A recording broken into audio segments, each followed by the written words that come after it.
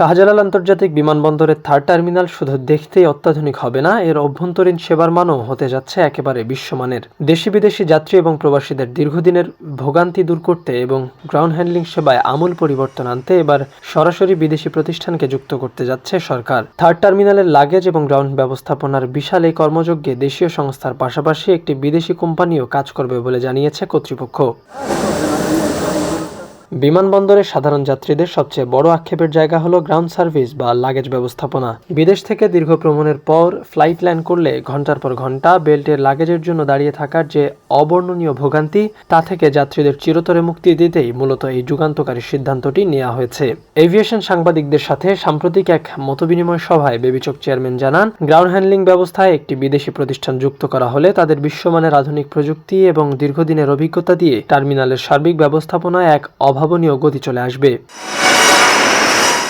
আর এই উদ্যোগের মূল উদ্দেশ্য হলো সেবার ক্ষেত্রে একটি আন্তর্জাতিক মানের প্রতিযোগিতামূলক পরিবেশ তৈরি করা। দীর্ঘদিন ধরে এককভাবে দায়িত্ব পালন করার কারণে সেবার মানের যে এক ধরনের স্থবিরতা তৈরি হয়েছিল, বিদেশি কোম্পানি যুক্ত হলে তা পুরোপুরি কেটে যাবে। দেশে একটি সুস্থ প্রতিযোগিতার পরিবেশ তৈরি হলে যাত্রীরা সরাসরি এর সুফল পাবে। বিদেশি কোম্পানির অত্যাধুনিক যন্ত্রপাতি, দক্ষ জনবল এবং পেশাদারিত্ব পুরো দেশের এভিয়েশন খাতের জন্য একটি বড় ধরনের ইতিবাচক পরিবর্তন নিয়ে আসবে বলে আশা বেবিচকের।